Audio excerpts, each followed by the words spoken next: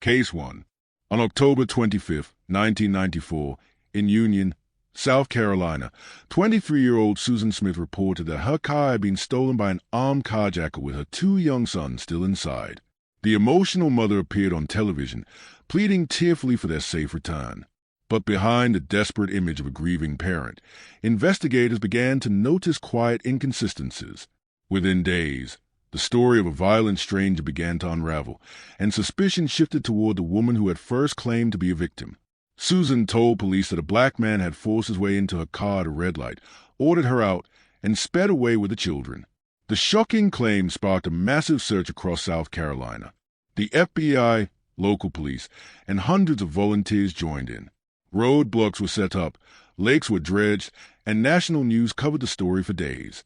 Candlelight vigils were held, yellow ribbons tied around trees, and prayers offered across the country.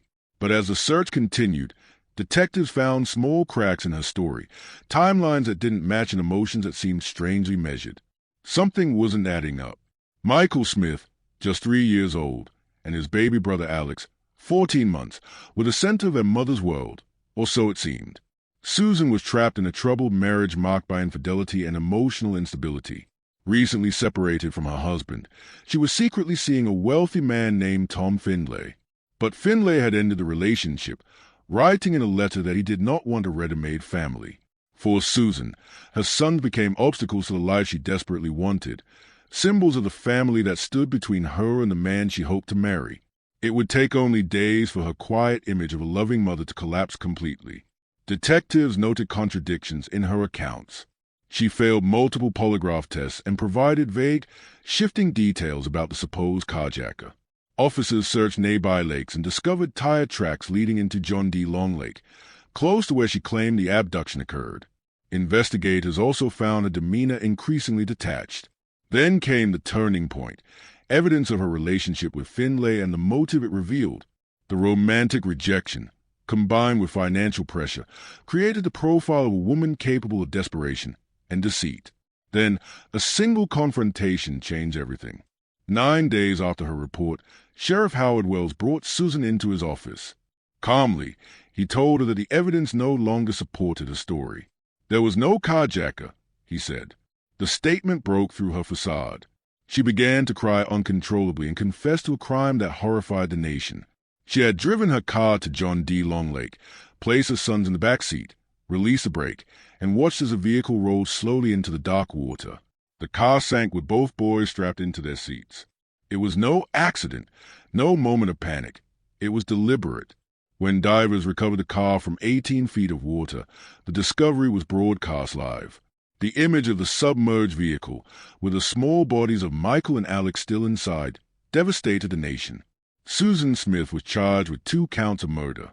Prosecutors sought the death penalty, describing her as manipulative and cold, while her defense cited years of depression, abuse, and suicide attempts. In July 1995, the jury spared her life, sentencing her instead to life in prison. As of 2025, Susan Smith remains incarcerated at Leith Correctional Institution in South Carolina. Eligible for parole since 2024, she continues to serve her sentence. Her case endures as one of the most infamous examples of maternal filicide in American history. Case 2. On May 19, 1983, Diane Downs arrived at Mackenzie Willamette Hospital in Springfield, Oregon, with a gunshot wound to her forearm. In the back of her car were her 3 children, Cheryl, Christy, and Danny, all critically injured by gunfire. Cheryl, age 7, was already dead. Christy, 8, and Danny, 3, were barely clinging to life. Diane claimed they had been ambushed by a stranger. But as medical staff noted her calm demeanor and lack of urgency, the first suspicions began to form, and they pointed directly at the mother. Diane told investigators that a bushy-haired stranger flagged her down on a rural road, demanded her keys, and opened fire when she refused. But her story lacked detail. Her emotions fluctuated strangely, crying one moment and joking the next. Hospital staff were unsettled by her apparent detachment. Detectives found her account increasingly inconsistent, and her actions after the shooting, driving slowly to the hospital despite the critical condition of her children, fueled further suspicion. Her description of the attacker yielded no suspects. Police were running out of options. Then came a new focus, Diane herself.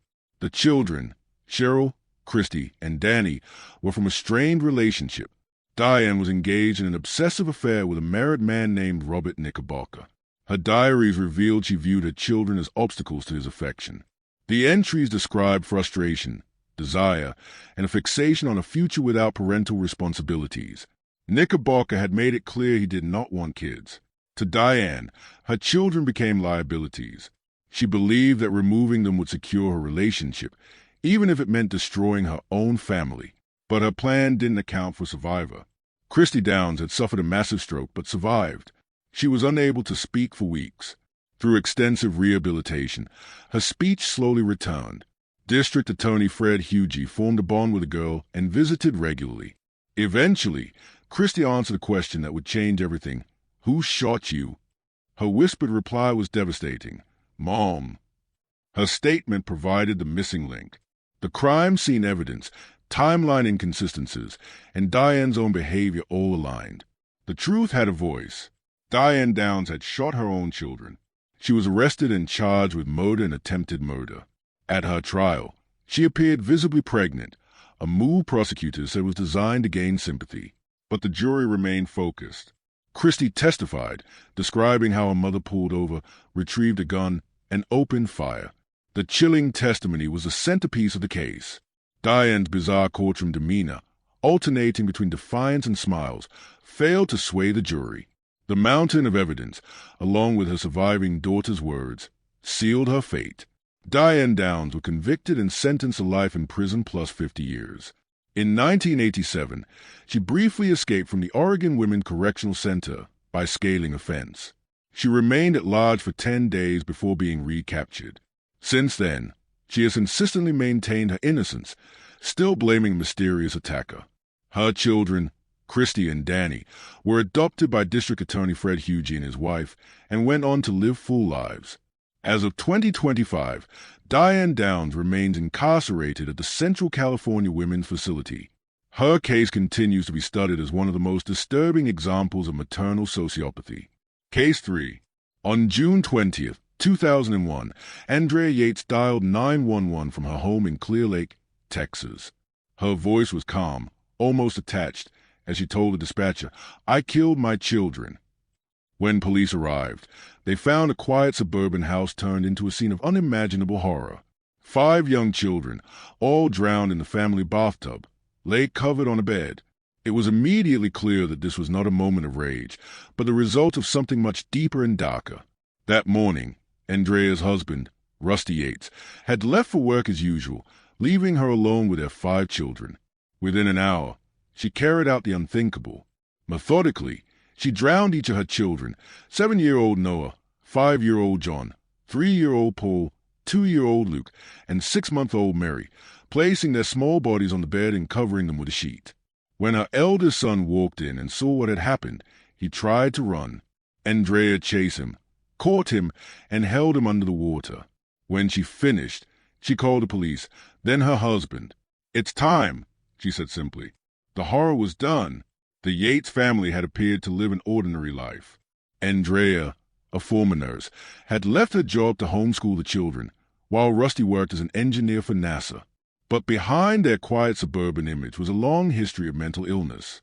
Andrea had suffered from severe postpartum depression after each pregnancy, culminating in full postpartum psychosis after her 4th child.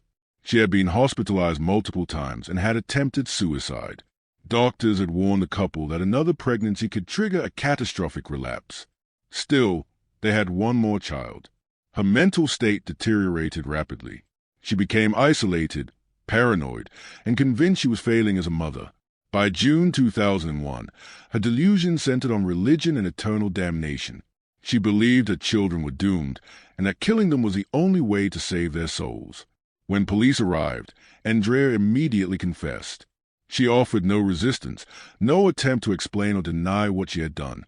Investigators discovered her long psychiatric history, diagnoses of major depressive disorder with psychotic features, and the warnings that had gone unheeded. Her journals reflected guilt, despair, and religious fear. She believed Satan was inside her and that her children were being corrupted. The confession, combined with her history, left little doubt about who had committed the crime, but raised a far more complex question. Why? Andrea was charged with capital murder. At her first trial in 2002, prosecutors argued that despite her illness, she knew right from wrong. They claimed her actions, locking the doors, hiding the phone, and calling 911 afterward, proved premeditation. The defense countered that she was legally insane, driven by uncontrollable psychosis. A prosecution psychiatrist testified that Andrea had been inspired by an episode of the TV show Law & Order, in which a woman drowned her children and pleaded insanity. The jury convicted her of capital murder, and she was sentenced to life in prison. Years later, that testimony was proven false. No such episode ever existed. The discovery invalidated the original verdict, and Andrea was granted a retrial in 2006. This time, the defense presented a comprehensive psychiatric profile showing she was completely psychotic at the time of the killings. The jury agreed. Andrea Yates was found not guilty by reason of insanity. She was committed to Kerrville State Hospital, a high-security psychiatric facility in Texas. As of 2025, she remains institutionalized. Each year she has a right to a release hearing, and each year she waives it. Her life now consists of therapy, quiet routines, and artwork. The case of Andrea Yates reshaped national understanding of postpartum psychosis, forcing courts and medical systems to confront the intersection between motherhood, mental illness, and moral responsibility. Case 4. Between 2012 and 2013, a series of sudden family deaths in Springfield, Missouri raised quiet concern, but not enough to trigger an investigation. Diane's Stewart's husband died unexpectedly, followed months later by her autistic son. When her daughter Sarah became critically ill, alarm bells finally began to sound. Behind the scenes, Diane had been slowly poisoning her family with antifreeze. Her motive wasn't rage, it was calculation. And her methods were silent, methodical, and fatal. The pattern began on Easter Sunday in 2012, when Diane's husband, Mark Stewart, died unexpectedly. His death was attributed to natural causes, and no autopsy was conducted. Just 5 months later, their 26-year-old son Sean, who was autistic and had previously suffered brain injury, died under similarly vague circumstances.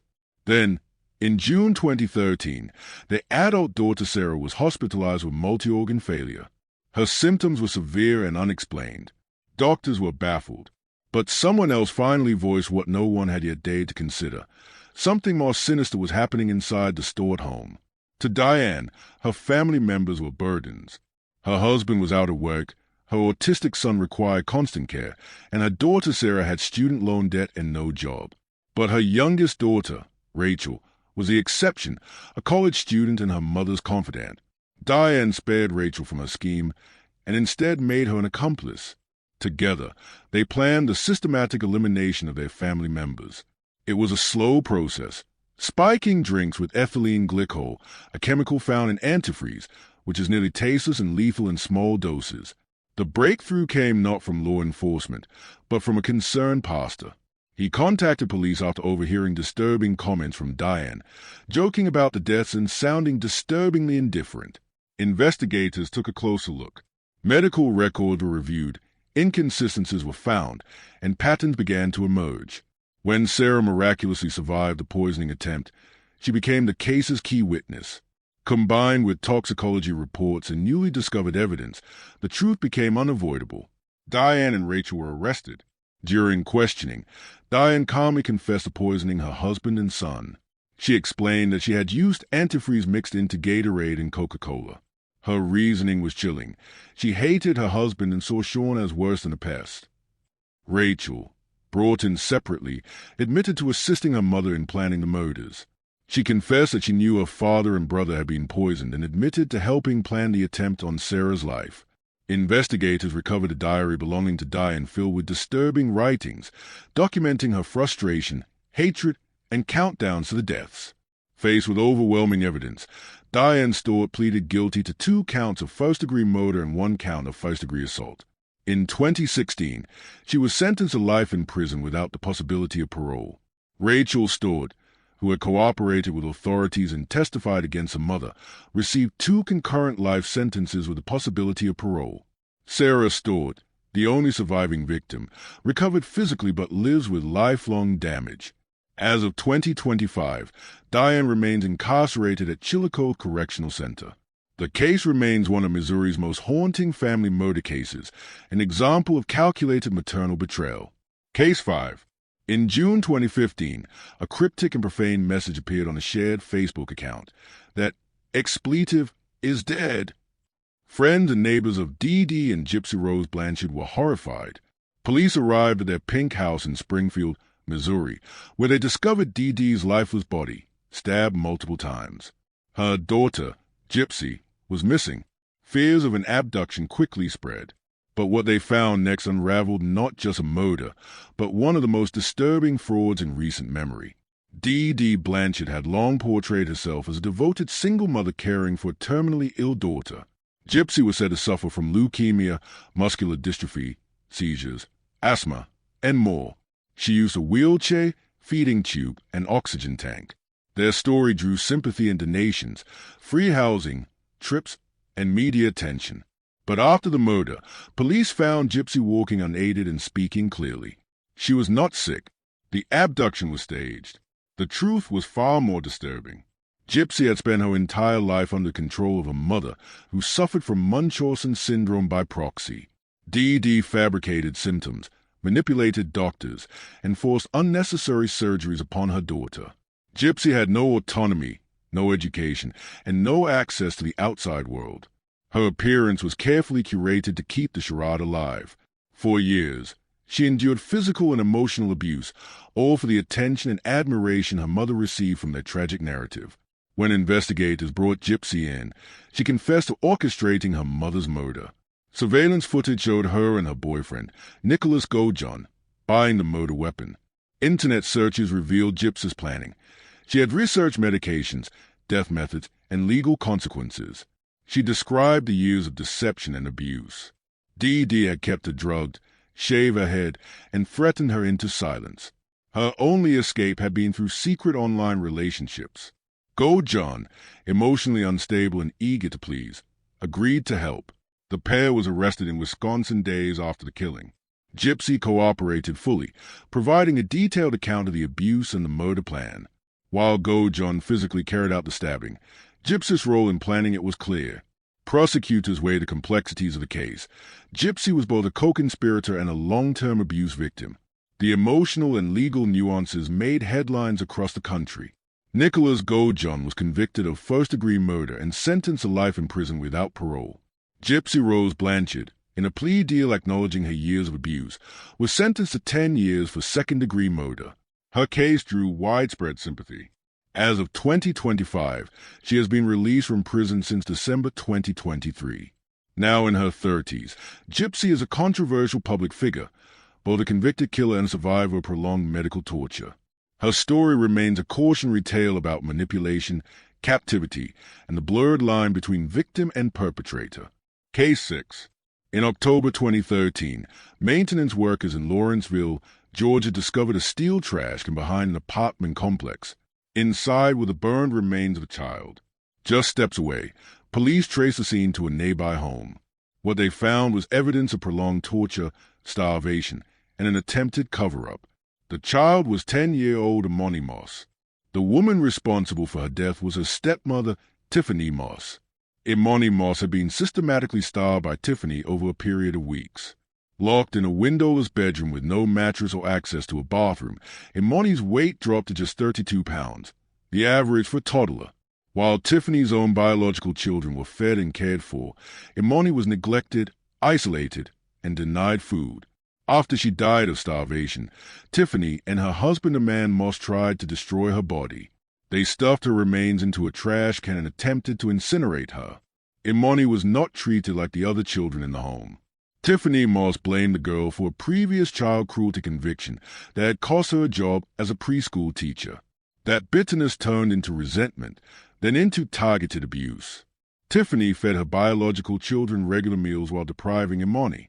Investigators later revealed that she even sent photos of those meals to her husband while Imani lay dying in the next room. The investigation quickly exposed the scale of the cruelty. Graphic photos of Imani's emaciated body were recovered. Text messages between Tiffany and her husband documented a disturbing level of detachment. M. Moss eventually agreed to testify against his wife in exchange for a life sentence without parole. He described in detail how Tiffany orchestrated the starvation, ignored Amani's cries, and tried to burn the body to destroy evidence. Tiffany Moss chose to represent herself at trial. She offered no defense. She called no witnesses, made no statements, and did not cross-examine a single person, including her husband. Her silence became the most chilling aspect of the proceedings. Prosecutors presented overwhelming evidence, photographs, testimony, and medical reports. The jury watched as Tiffany sat motionless, showing no emotion or remorse. She did not object to the evidence, nor did she deny the charges. The jury deliberated for less than 2 hours before finding her guilty on all counts, including malice murder. During sentencing, the prosecution played a recording of Amani begging her father for help. Tiffany again remained silent. On April 30th, 2019, she was sentenced to death by lethal injection. As of 2025, Tiffany Moss is the only woman on Georgia's death row, housed at Arendelle State Prison. Her case stands out not only for the brutality of the crime, but for the chilling indifference that defined her trial. Her silence, in the face of overwhelming guilt, became a defining legacy. Case 7. In June 2020, the search for 2 missing children ended in horror. J.J. Vallow, age 7, and his sister Tyler Ryan, age 16, had vanished months earlier without a trace. Their mother, Lori Vallow, was on a beach in Hawaii with her new husband, Chad Daybell, smiling for wedding photos while investigators across state lines searched for her children. The disappearance would expose a web of apocalyptic beliefs, lies, and murder that stunned the nation. The children's disappearance began in September 2019 after the family moved from Arizona to Rexburg, Idaho. Lori's explanations to friends and relatives were contradictory. She told some that Tylee was studying at a university, others that JJ was with a family friend. When police arrived to perform a welfare check, Lori and Chad claimed JJ was in Arizona. Days later, they abandoned their home in Tylee. Despite court orders to produce the children, Lori refused. The lies deepened as the story shifted from neglect to outright denial. Behind the smiling exterior, Lori and Chad had built their lives around an extreme fringe theology. Chad Daybell, a self-proclaimed prophet and author of doomsday novels, claimed to see spirits and predict the apocalypse. Lori, once a devoted mother, became his most loyal follower. Together, they came to believe their loved one could become zombies, bodies possessed by dark spirits. They convinced themselves that these dark spirits could only be freed if the physical bodies were destroyed. It was a theology that turned deadly. In June 2020, police, armed with cell phone data from Lori's now-deceased brother, Alex Cox, searched Chad Daybell's backyard in Salem, Idaho. They discovered shallow graves. Tylee's remains were dismembered and burned, found inside a melted bucket. JJ's body was wrapped in plastic and bound with duct tape, buried in a shallow pet grave. The discoveries confirmed what investigators had feared for months. The children had been murdered and hidden on the property of the man their mother had recently married. The couple's apocalyptic language and online writings only deepened the horror. Lori and Chad were arrested in Hawaii earlier that year, long before the bodies were found, after failing to comply with a court order to produce the children. Their carefree behavior, vacationing, laughing, and spending the children's benefits, only added to public outrage. When investigators finally pieced together the digital evidence, it told a damning story. Cell tower data placed Alex Cox at the burial site on the exact days the children disappeared. Combined with Lori's web of lies, the case was complete. In May 2023, Lori Vallow Daybell was convicted of first-degree murder and conspiracy to commit murder for the deaths of her children and for the murder of Chad's previous wife, Tammy Daybell. Prosecutors argued that greed, lust, and delusion fueled the killings. Lori showed no remorse throughout the trial, claiming the children were happy and safe. She was sentenced to life in prison without parole. Chad Daybell awaits trial on similar charges.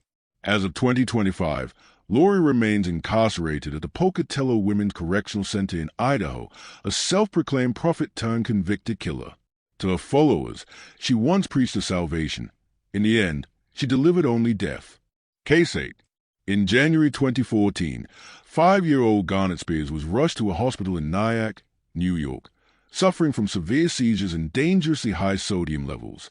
Doctors fought to save his life as his condition rapidly deteriorated. Meanwhile, his mother, Lacey Spears, posted updates on Facebook, asking for prayers and sharing photos of her unconscious son. But behind the online sympathy was a calculated act of medical abuse. By the time Garnett was declared brain dead, the truth had already begun to unravel. Hospital staff grew suspicious when Garnett's sodium levels spiked without medical explanation. Surveillance cameras were installed in his room. Footage showed Lacey taking him into the private, unmonitored bathroom with his feeding tube supplies, twice, immediately before his condition worsened. The timing was no coincidence. The boy, who appeared fragile and perpetually sick to the public, was being poisoned, and the only person with access to him in those moments was his own mother. Garnett had been a healthy child, but from infancy, Lacey fabricated a wide range of illnesses, claiming he had digestive disorders, seizures, and a compromised immune system. She forced unnecessary medical treatments, including the surgical insertion of a gastric feeding tube. Over time, she used the tube to secretly administer lethal doses of sodium. Lacey documented every hospital visit, every procedure, and every invented symptom on her blog, Garnett's Journey. Her motive wasn't money, it was attention. She craved the sympathy, admiration, and identity that came with being the devoted mother of a chronically ill child. Investigators seized Lacey's home medical supplies and found feeding bags heavily contaminated with salt. They uncovered 2 separate feeding tubes, one used publicly, the other privately. Her internet search history included terms like how to make a child sick, salt poisoning symptoms, and sodium levels in children.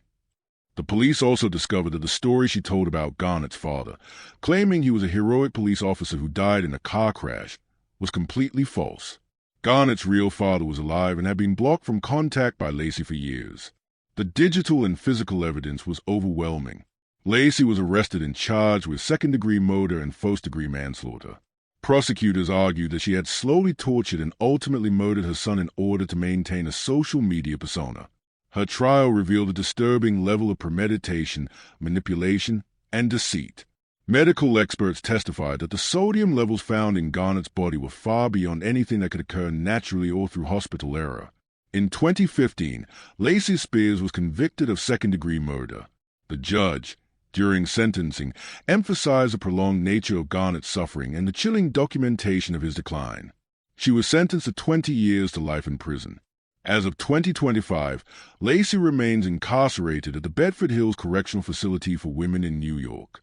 Her case became a symbol of Munchausen syndrome by proxy in the age of social media, a world where sympathy can be weaponized and where the desire for online validation can turn deadly. Case 9. In June 2008, 2-year-old Kaylee Anthony vanished from her home in Orlando, Florida. For 31 days, her disappearance went unreported. Her mother, 22-year-old Casey Anthony, continued living her life, clubbing, drinking, entering hot body contests, and getting a tattoo on her back that read La Bella Vita, meaning the good life. When questioned by her family, she offered bizarre and evasive explanations. The delay in reporting, combined with Casey's behavior, would soon ignite one of the most controversial criminal cases in American history. The case began to unravel on July 15th, when Casey's mother, Cindy Anthony, finally reported Kaylee missing. She told the 911 operator that Casey's car smelled like a dead body and that her granddaughter hadn't been seen for over a month. Investigators immediately noticed inconsistencies in Casey's story.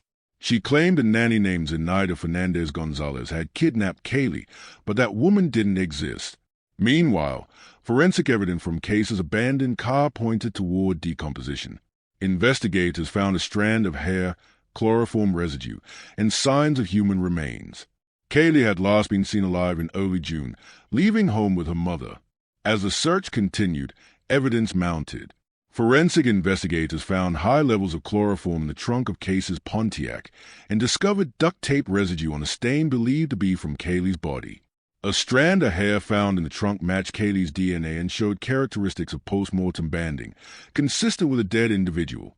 Investigators also discovered that Casey had searched online for how to make chloroform, neck-breaking, and missing child.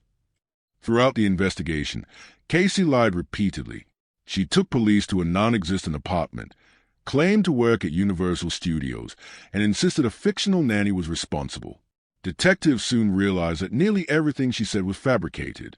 Friends and co-workers described her as unbothered by her daughter's absence.